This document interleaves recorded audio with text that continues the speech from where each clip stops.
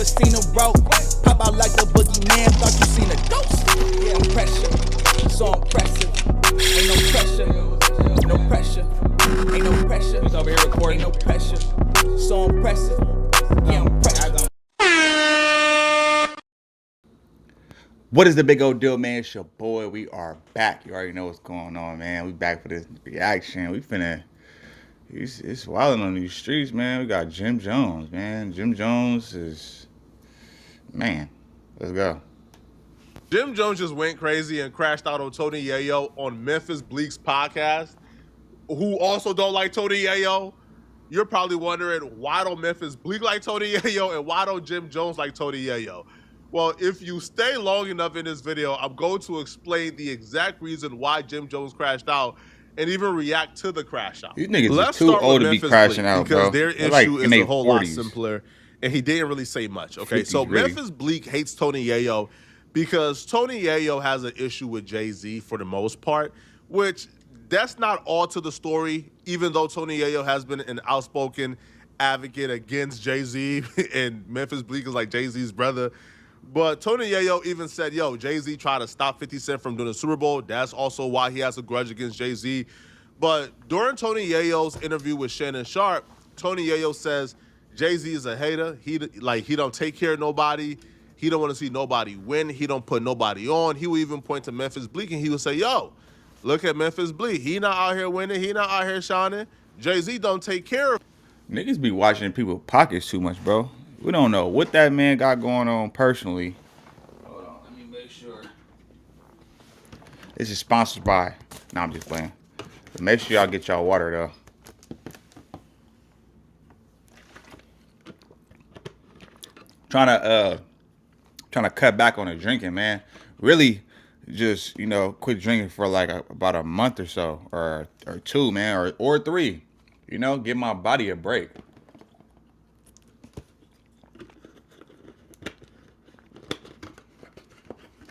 It'd be hard though, man, but let's go. These niggas gotta stop pocket watching though, man. Jay-Z don't take good care of him. Well, at least not as good as 50 Cent take care of me. Like I just said, we just came back off tour. Yeah. With Fifth, and we still touring, still. And I do my own tours too for people. Oh, yo. You see, I do my own tours. I did tours in Canada. I did a tour across the whole Germany and the Swiss Alps, and that's why I don't care about the hate, cause I'm like I got the possibility to do my own tour, like something with Memphis Bleek. Memphis Bleek said the Nori. Yeah. Hey, and that's a fact though too. Like I think a lot of people forget that like they count overseas out. But like a lot of I think the hate or the trolling and the hate is only in America because America is, it's a popularity contest. If you out of sight, you out of mind. People think you fell off. The minute you know what I mean? Like shit like that. Like, but that's in reality, that's not the case. It's nowadays, this ain't the 90s and early 2000s back when everything was being gate kept. You know what I'm saying? Now it's like, you got the internet, so like, man, the possibilities is endless. And then let's not forget, like overseas, man, they love American music, bro. I don't care how old. That's why you got a lot of your favorite legendary rappers out here. They can go make a bag overseas because of the simple fact that they don't give a damn about how popular you are overseas, man. Like, they just love your music. And if they loved it then, they're going to love it now. Ice Cube could still go, man, come on. People love Ice Cube out the country. People love Snoop. Well, I mean, Snoop is, he's the most famous rapper in the world. But, nigga, it's people that still listening to songs that came out back in the 90s, bro. It's people still torn off of shit that they made in the early 2000s overseas. They just love it over there, bro. Like, they love American music, man. I mean, I think in America is the only place where it's a popularity contest, and if you ain't got the #1 song on the Billboard, then it's like, oh, you fell off. When that's clearly not true. Because there's plenty of rappers that take what's his name? What's his name? He a fast rapper. I can't think. Tech Nine. That nigga is booming. He got motion. But do you ever hear about him? No. Jay-Z didn't have us on tour like he did, or I eat my own halal. I eat my own halal too, if you want to say that. To Memphis Bleek, I just came off my last tour. All I'm saying is when you see Jay-Z in a setting, he never really, when he's doing a Beyonce show or whatever, you don't see Memphis Bleek on the stage or him being brought out. You know, even if I'm doing the hype man shit with 50, he's bringing me out. I'm making money. I'm going to. That's that man girl too. That's it. That's Hove's wife tour. Yeah, that's Hove wife tour. So if Hove, I believe if Hove was out on his own, he would bring Bleek out. There is no need for him to bring Bleek in a situation where it looked like if this was last tour you're talking about with the Cowboy Carter. Right. Yeah. So to me, because I look at Bleek as a loyal guy, like I'm a loyal guy to Jay. But I look at like Fifth, my guy Hervé, one day we had TRL, and it's the Young Gunners there. Yeah. And I'm talking to him out, and Hervé says loud, "You don't gotta worry about nothing. You got 50. Jay-Z doesn't do nothing for these guys like 50 does." And Hervé, I think he worked with them too. But he said that to me, and that always stuck in my head. Rest in peace to him. And going back and forth over who got the better sugar daddy is always a strange concept, and it's crazy. This nigga Flacco he be trolling. I was always taught, bruh, right? You can't feed your family off what another man caught, because once that man stop feeding you or stop taking it away, what? Like your family won't eat? So I think it's a crazy concept. Hey, yo, 50 take care of me more. Nah, Jay take care of me more. That's crazy. At the end of the day, too, you gotta think about it like this, bro. As a grown man, bro, another grown man is not obligated to take care of you, bro. Let's just be 100. Like, and you know, regardless if you feel like Jay-Z not putting enough people on, he not looking out for enough people, bro, we don't. All that shit is hearsay, he say, she say. You know, you're gonna have to come with receipts. But even then, it's like that man ain't obligated to do nothing for nobody. At some point, we gotta start standing on our own too. You know, and taking accountability. Like, hey, wherever you at in life is due to you. Is wherever we are at life is due to our decisions, bro. Nobody's obligated to do anything for us. That's just the way the cookie crumbles, my nigga. Like, you know what I mean? Nobody, like, at some point, you got to make your own moves, man, and make smart decisions. We can't just think that just because my homie is a billionaire that he's supposed to open all these doors for me and everything like that. Like, now, it would be nice if he did, you know, if I'm loyal to him and I'm in business with him. But that man got a family. You know, we grown now. Niggas got families, kids, you know, women. You know what I mean? A woman at home and stuff like that. Like, yeah, come on, bro. We gotta stop that.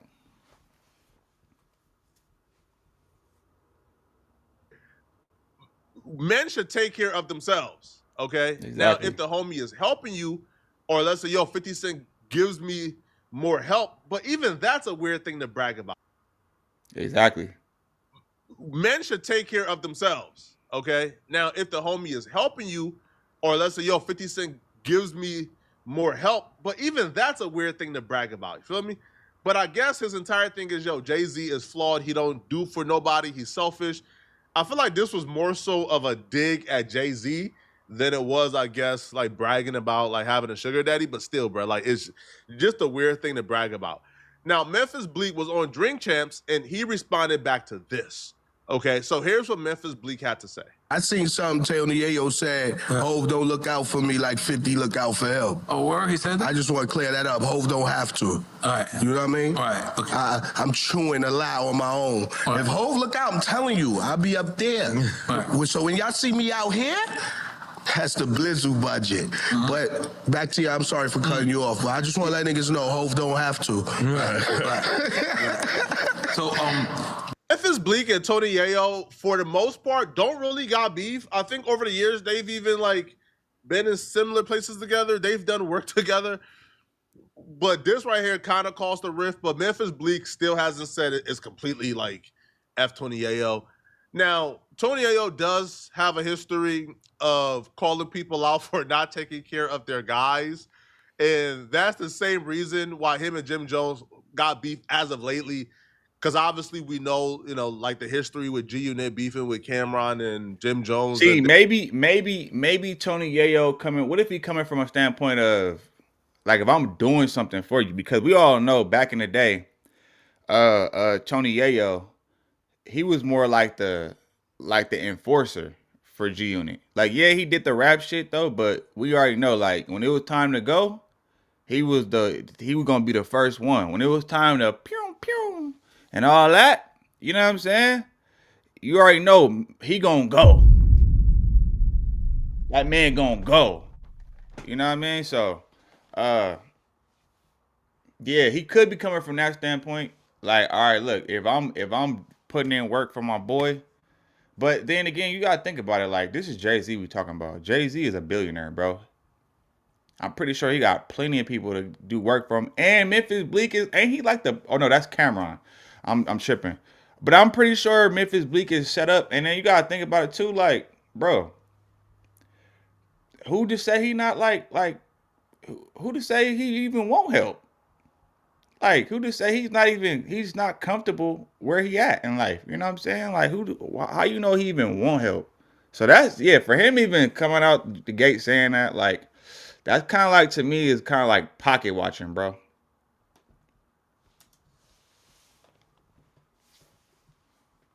Dipset, we know that history, but I believe that history is like far beyond them, right? Far behind them, I should say.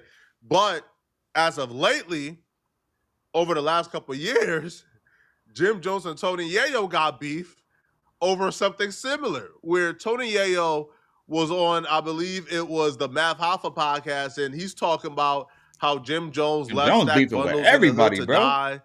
And because Jim Jones didn't take care of Stack Bundles was killing the hood, and that's foul. If you guys don't know who Stack Bundles is, we'll break it down after this clip. This is the difference between me and other niggas, right? Stack Bundles, one of my favorite rappers in the world. Rest in peace. Rest in peace. Right? Ryan Squad. Rest in peace. Far Rock. Yep. You understand? Jim Jones, he had Stack Bundles, he had Max B. I looked at it like, wait, Stack Bundles, we had a portion, was still in the hood. No disrespect to Jim Jones. Fifth had me in Battery Park. I could walk out that barefoot. Get the socks. See, that's when a nigga love you, nigga. You get the socks, nigga. Sneakers Dior, nigga. But I'm walking out there barefoot. That's when you know a nigga love you, boy. Because he making sure you don't get your shit split. Because you go back to 134, anywhere, Baisley, right, Brooklyn, pew, shit get split. Once I got shit, nigga shot my shit up. Bentleys and all that. Y'all can get that sneaker, just toss that over there. My shit's official. You know what I'm saying? Yo, look, but nigga put me in position. Rest in peace of Stack, but Stack got killed in the project with a Porsche. Yeah. Nigga, come on, nigga, I'm from the hood, nigga. Y'all niggas thought, nigga. I done been around the Black Justice and seen the Preems and all that, nigga. The E-Money bags, all that, nigga. The younger niggas under that. But but then you gotta think about it like this too, though, bro. Some niggas can't lead the hood, bro. Some niggas cannot lead the hood, bro. Like, you can give them every opportunity. You could buy them a Benz or a Porsche or put 50,000 in their pocket, the whole nine. But if that nigga don't want to lead the hood, bro, he's not gonna do it. You cannot. Just like that saying they say, you can lead him to the water, but you can't make him drink. That's just the bottom line. If he don't want to go and he want to keep going back to the hood, because a lot of the times, I feel like it's that's where they most comfortable at.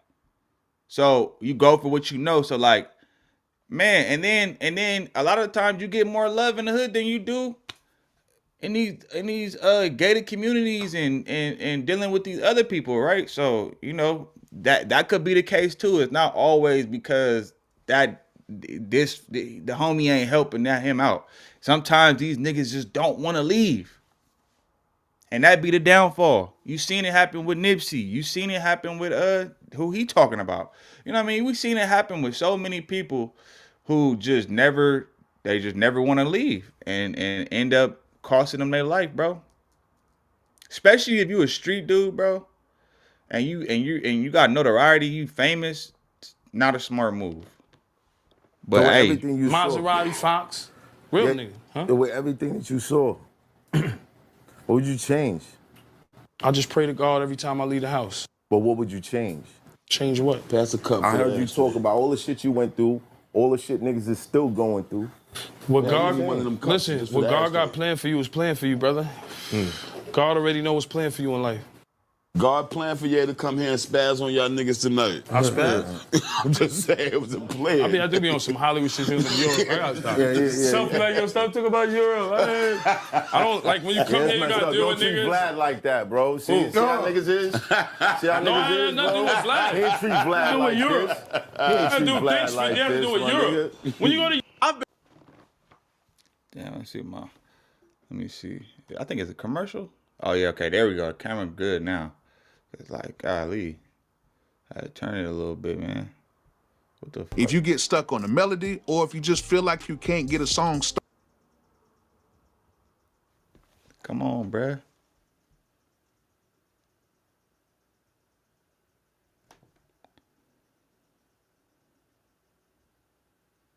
All right, there we go.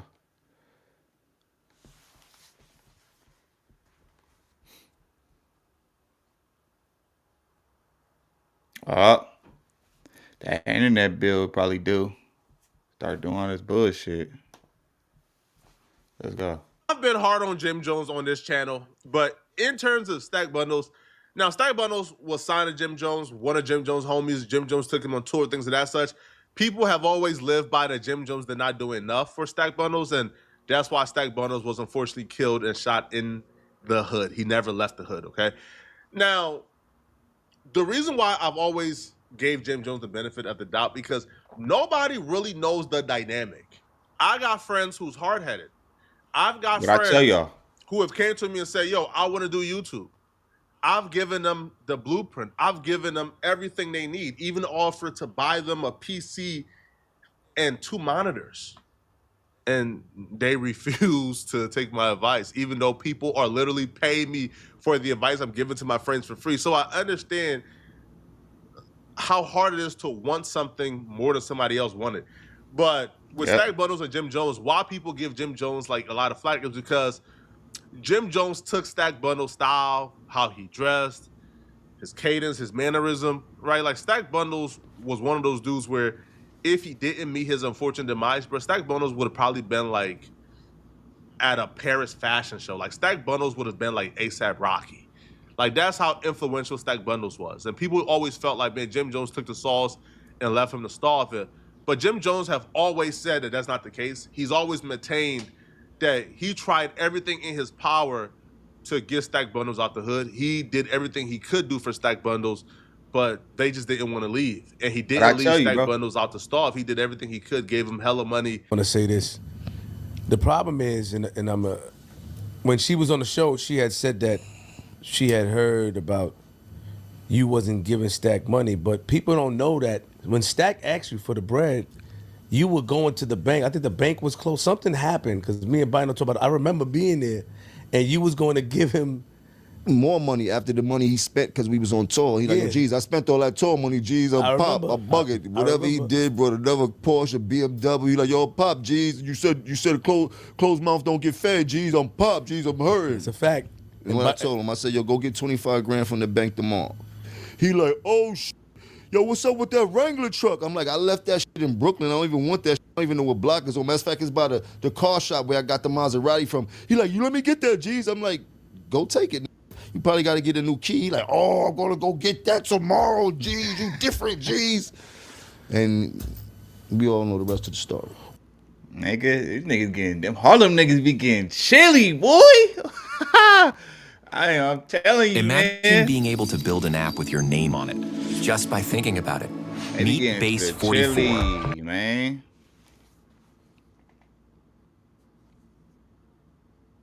Why do you think that people have this misconception of what happened? Why do you think even her?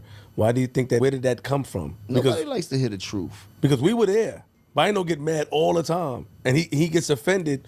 And he was one of the people that called me. He was like, "That's not true." They think that what they think is that Stack asked you. He told you he wanted to leave.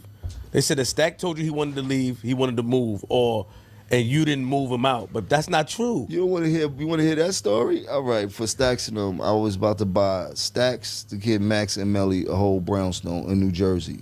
None of them wanted to leave the hood. And I was not about to waste my money. And that was what I offered them. I went shopping for the shit and all that type of shit. Yeah, we remember that, right, Bass? We remember that. But shout out to Bass. I remember the conversation. I mean? And I'm like, yo, you bugging. You want to, like, yo, you could go to the hood every day, but you're going to be living in Jersey. Like, you're going to be living better than, like, you heard? And you don't have to worry about paying for no rent or nothing like that. I'm just trying to get you niggas out the hood. Melly, too. And Melly ended up getting shot, right? Like none of these niggas would listen, and everything that happened that you know can happen in the hood end up happening and shit like that. You know what I mean? But everything to try to protect them for what I know could have happened to them, I tried. You heard? From getting all of these cars to getting all these everything.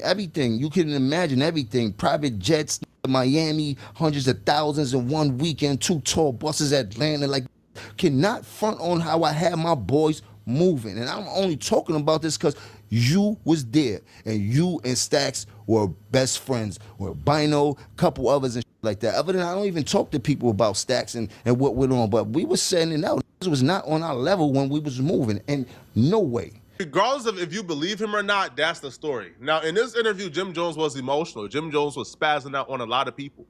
Now, at that time, Tony Yayo hadn't said what he said yet, but you could understand why Jim Jones would be upset, right? Like, Jim Jones gets really emotional when it comes to stack bundles. I wasn't there, so I can't tell you what the truth is, or if he's telling the truth about the 25,000 or the G-Wagon or whatever. I don't know, all right? But what I do know is Jim Jones takes things like this personally when it comes to stack.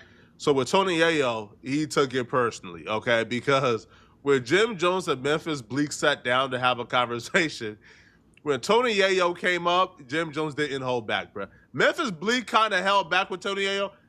Jim Jones ain't hold back, bro. Like, Jim Jones unleashed. Well, a lot of, me from the hood, so people look at Bleek and don't understand the business he's doing. They always look at Jay like, oh, yeah. But that's why you got niggas like Yayo talking about, Jay don't take care of. I don't need Jay to go on tour. You'll smoke hard coke, Yo, chill. You look like you need to be taken care of. You look like you need to go to the dentist. You need to look like you need to brush your teeth. You look like you need hygiene. You look like you need help. Tell your man 50 send you an ounce or something, You do need You that might help. need 2 ounces, nigga. That's why Paid you in full looking to movie, see. nigga. I got a G for every bump in your face, nigga. I promise you that, nigga. That's I promise you that, nigga. That's why he worrying about Peon, you broke, nigga. You know See? I got it, nigga. What's up? The Ain't bag nobody, is up. The bolsa. This nigga burnt Hey, out. yo, Flea, where the bolsa at, Flea? Let me finish that off. Ain't nobody taking care of niggas over here, B. Yo, nah, you good, my nigga. I fucking love it. They deserve it. They need to hear this shit, man, because they bugging out here. All these niggas worrying about who taking care of who. We take care of we. Ain't no who nigga. take care of who, nigga. You know who doing it. We live. We getting money. Nigga. We take care of everybody, nigga. We take care of each other, nigga. That's a fact, my G. But linking back up with you, Jim, we missed out on a lot of opportunity, bro. But we ain't gonna miss it out going forward. We need to put some pain together, bro. Don't lie. No, there's really nothing here to react to. He said what he said. None of these guys are starving, bro. Like, none of these dudes are broke, I don't understand. right? I don't understand. Like, right? nigga, I'm trying to get to that level, bro. Sugar Daddy is taking care of them more. Now, Jim Jones went off about how rich he is and how broke Tony Yayo is in comparison to him. But that's not what Tony Yayo, I guess, critiqued you for. Like, Tony Yayo critiqued you. He says, I know you rich, because Tony Yayo even said, yo, Jim is good. So he said, I know you rich, but your homies don't look like they rich. Your homies don't look like they cool. Your homies don't look like they on. Which I believe if he would have addressed that again, that would have been, I guess, a more appropriate response, but not just going over how rich you are and how broke Tony Yayo is, okay? Now, Tony Yayo responded back on his Instagram story, and here's what Yayo had to say in response to Jim Jones and Memphis Bleek going off on him. Everything y'all niggas do, I don't do. I do the other thing. Everything. Y'all niggas go across the street that way, I'm going up. Holla at your boy. I do other things, man. I don't do what y'all niggas do. I don't do what niggas do. I don't watch niggas' money. I don't care. I just do what I do. Interesting choice for a repost as well. Repost I know. I Jim thought they Jones, don't Arch get Nemesis, Yeah. and Top Op Max B. Okay, but y'all let me know in the comment section who's. Oh wait, I thought that was beefing with. I thought 50 Cent didn't get along with Max B. Damn, bro. I gotta get up on my history, bro. Somebody in the comments let me know what's going on. You know what I'm saying? But this is crazy though, man. Like grown men arguing about who taking care of who looking out for who at this point, at y'all, especially at these niggas' age. That shouldn't even be a topic of discussion, because then it just becomes like a shit on you test, right? Which is stupid to me. It's like y'all all get money, man. Shit, hey, yeah, throw me 25,000, nigga. I wish. You know what I'm saying? Like throw me 25,000 with a Wrangler. You know what I'm saying? Like, come on, bro. I wish. But anyway, though, man, y'all let me know what y'all think in the comments. Make sure you leave a comment before you get up out of here. Or just like the damn video. Like the damn video. Subscribe on your way out, man. And let me know what y'all think in the comments, though. And I'm going to get at y'all on the next one. I'm gone. Seen a rope, pop out like the boogeyman, thought you seen a ghost.